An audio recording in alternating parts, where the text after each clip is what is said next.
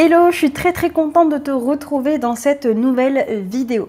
Aujourd'hui, je vais te parler d'une objection que je reçois très souvent qui est « Mais Mathilde, je n'arrive pas à prendre du temps pour moi ». Dans quel cadre est-ce que je reçois cette objection? C'est très souvent quand du coup on parle de se faire accompagner.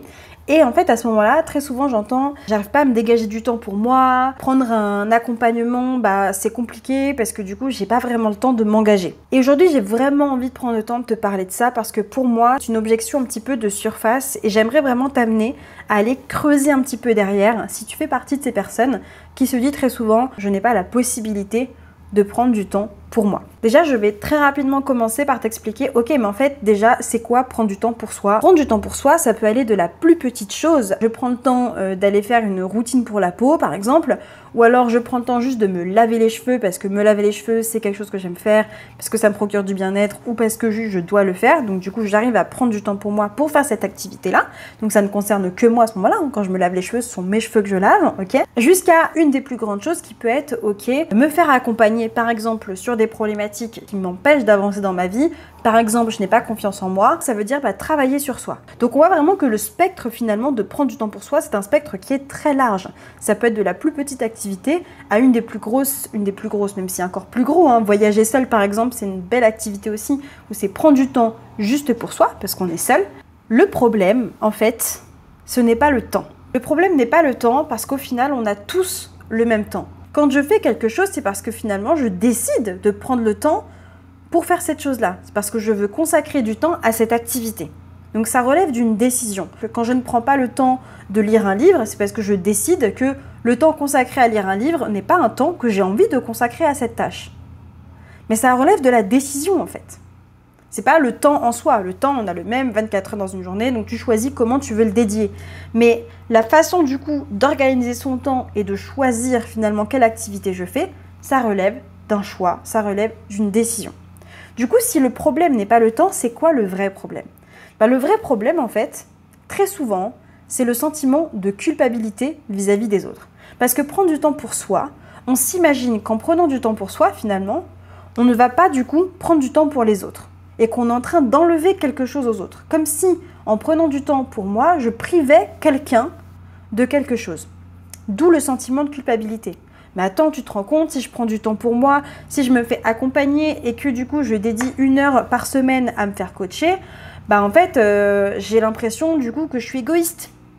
J'ai l'impression du coup que j'abandonne quelqu'un, que je ne suis pas du coup une bonne amie, que je ne suis pas une bonne maman, que je ne suis pas une bonne conjointe, tu vois? Moi, très récemment, j'ai eu du coup une personne au téléphone et elle me disait « Mais attends, je me sens égoïste à l'idée de me faire accompagner par toi. » Parce que j'ai l'impression du coup que je dépense du coup de l'argent, j'investis sur moi pour travailler du coup sur moi, mais que du coup c'est des sous que j'aurais pu mettre dans d'autres projets pour d'autres personnes. Et à ce moment-là, je lui ai répondu « Mais ok, est-ce que tu avais déjà prévu en fait de faire ces choses-là? Est-ce que le temps que tu avais décidé de mettre pour ce projet-là ou l'argent que tu avais décidé de mettre pour ce projet-là, est-ce que du coup tu t'étais engagé à le faire? Est-ce que c'était déjà prévu, planifié? Et donc ce qui voudrait dire que si tu choisis de mettre ton argent dans un accompagnement par exemple, là ok, tu enlèverais quelque chose à ces personnes? La réponse était non, évidemment. C'est parce que c'est mal vu, donc il y a aussi ce truc de regard des autres. Mais que vont dire les gens si je prends du temps pour moi? Ils vont se dire que je suis égoïste, ils vont se dire que je pense pas aux autres, ils vont se dire oh là là mon Dieu, mais enfin, ça va être en fait tout un truc. Et ton cerveau, il est en train de te proposer plein de raisons pour te montrer qu'en fait, prendre du temps pour toi, c'est dangereux. Enfin non, c'est pas dangereux en fait. Et en plus, on se juge sur soi, c'est-à-dire qu'on peut se trouver aussi ridicule à l'idée de se dire « Attends, je vais quand même pas faire appel à quelqu'un pour m'aider à mieux m'aimer par exemple, ou à prendre confiance en moi. » Qu'est-ce que ton cerveau il est en train de te raconter à ce moment-là? J'aimerais que tu t'imagines un moment où tu as décidé de prendre du temps pour toi. Qu'est-ce qui a fait que là, tu as réussi à le faire? Et dans un autre cas, si tu penses au fait de te faire accompagner par exemple par une coach ou un coach, et que tu te visualises en train de le faire, à prendre du coup 1 fois par semaine du temps pour te faire accompagner par exemple en visio et ou pour travailler du coup de ton côté sur tes problématiques à toi, donc manque de confiance en soi, affirmation de soi, etc. par exemple, qu'est-ce que ton cerveau il est en train de te raconter à ce moment-là? C'est quoi le vrai problème? Parce que tant que tu vas pas chercher le vrai problème, tu pourras pas en fait sortir de ce truc, non mais j'ai pas le temps, j'arrive pas en fait à décider, j'arrive pas à prendre ce temps pour moi. Il peut te dire, bah attends, c'est une heure que tu vas prendre, mais du coup, qui va s'occuper des enfants? C'est une heure où tu vas prendre, où tu vas dire, mais je pourrais pas passer du temps, du coup, avec mon conjoint ou ma conjointe. Il peut y avoir plein de choses là qui se dansent, mais l'idée, c'est d'aller chercher la vraie raison pour toi. Parce que tant que tu vas pas chercher la vraie raison, en fait, tu peux pas résoudre ça, tu peux pas vraiment comprendre. Et en plus, c'est un superbe indicateur pour savoir, en fait, de quoi j'ai peur.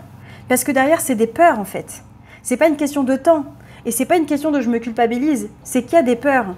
C'est si je prends du temps pour moi, qu'est-ce que ça veut dire en fait? Qu'est-ce que je suis en train de me dire à propos de moi? Est-ce que je me dis que je suis une personne égoïste? Est-ce que je me dis que je mérite pas ça? Peut-être qu'au fond de moi, c'est pas une question de temps, mais c'est que je me dis que j'en vaux pas la peine. Est-ce que c'est vrai ça? Est-ce que tu penses que t'en vaux pas la peine en fait? Parce que prendre du temps pour soi, c'est estimer qu'on a de la valeur en fait, et qu'on a le droit du coup de le faire. Donc si je ne le fais pas, c'est que je pense qu'en fait je ne vaux pas le coup. Est-ce que t'es ok avec ça? Et alors? Et alors tu prends du temps pour toi? Et alors? Et alors? Et alors? Et va creuser comme ça. Et c'est en creusant comme ça, on peut le faire ensemble évidemment durant une session découverte, mais si tu le fais en toute autonomie, va creuser comme ça pour savoir c'est quoi le problème. Donc aujourd'hui, j'aimerais juste te proposer pour conclure quelques questions. En quoi, en ne prenant pas du temps pour toi, tu prives les autres de quelque chose? Je répète, en quoi, en ne prenant pas du temps pour toi, tu prives les autres de quelque chose? En quoi finalement, quand tu ne prends pas du temps pour toi, en quoi ça, c'est être égoïste par rapport aux autres? Tu peux aussi te rendre compte que tu pourrais priver les autres du fait d'aller mieux. Parce que si tu vas mieux avec toi-même, si tu es plus à l'aise avec ton image aussi, tu vas renvoyer quelque chose de positif aux autres. Une autre question que tu pourrais te poser, c'est si je le fais, si je prends du temps pour moi, qu'est-ce que ça va apporter aux autres de positif? Potentiellement, quand je travaille sur moi, en fait, j'apprends du coup à mieux me connaître. Si je me connais mieux, potentiellement, j'ai plus confiance en moi. Si je suis une personne, par exemple, qui prend du temps pour soi, quel message positif je renvoie aux autres? Je renvoie aux autres qu'eux aussi peuvent le faire. Peut-être que je peux les inspirer du coup. Parce que quand je prends du temps pour moi, que je me fais accompagner, j'avance vers mes objectifs. Je deviens une personne qui accomplit des choses. Je deviens une personne qui est dans l'action. Quel impact ça pourra avoir sur les autres? Ah bah ouais, peut-être qu'ils vont se sentir inspirés, peut-être qu'ils vont eux aussi avoir envie d'avancer sur eux, peut-être que du coup, en bossant sur moi, je vais pas retomber dans des schémas relationnels conflictuels sans arrêt, ou toxiques, donc je vais pouvoir du coup aussi être une meilleure personne dans mes relations. Donc au lieu de voir toutes les choses que ça enlèverait potentiellement, parce qu'en vrai, ça n'enlève que du temps, c'est-à-dire 1 heure concrètement entre 15h et 16h par exemple, ça enlève que ça, tant que tu ne prives personne en fait à ce moment-là, sauf si tu avais déjà prévu de faire quelque chose de 15 à 16 avec cette personne, ok, bon, voilà. Et encore là, tu peux trouver des façons de réorganiser ça, enfin tu vois, c'est vraiment le cerveau qui nous joue des tours et il est très très doué là-dedans, évidemment. Mais de voir finalement en quoi le fait de le faire, ça pourrait avoir un impact bénéfique sur les autres. Si je m'aime plus par exemple, si j'apprends à me comprendre, à mieux m'aimer, est-ce que je ne serais pas capable de donner plus d'amour en échange aux autres? Tu vois? On a conclu que le temps n'était pas le problème. Le vrai problème, c'est ce que tu penses de toi si tu prenais du temps pour toi, ok? Et d'aller bosser là-dessus, sur les pensées qu'il y a là. Et de se dire, ok, en quoi, en ne prenant pas du temps pour moi, je prive les autres de quelque chose. Donc voilà pour cette problématique du temps à prendre pour soi et du fait de s'engager ou pas dans un accompagnement. Je suis ravie d'avoir fait cette vidéo parce que je pense que vraiment c'est une problématique qui revient très très souvent. Et l'idée c'est de te déculpabiliser en fait. Quand tu prends du temps pour toi, tu n'enlèves rien à personne en fait. Je t'attends dans les commentaires, j'ai hâte du coup de te lire. Et si c'est une problématique qui est très présente chez toi, si tu sens que c'est un blocage, s'il te plaît, rends-toi service. Rends-toi service en me contactant parce que du coup, on va pouvoir avancer là-dessus ensemble et je pourrais du coup peut-être te donner des pistes et mieux comprendre ta situation. Donc vraiment, n'hésite pas. Tu peux aussi réserver une session découverte directement dans mon Calendly. Donc tu as le lien dans ma barre d'infos. Et puis du coup, ça te permettra de prendre vraiment du temps pour toi. Première étape, 1 heure. C'est juste ça. Pour justement commencer juste à déblayer le terrain et à éclaircir un petit peu où est-ce que tu en es. Je te remercie et puis je te souhaite de passer une super bonne journée. Ciao!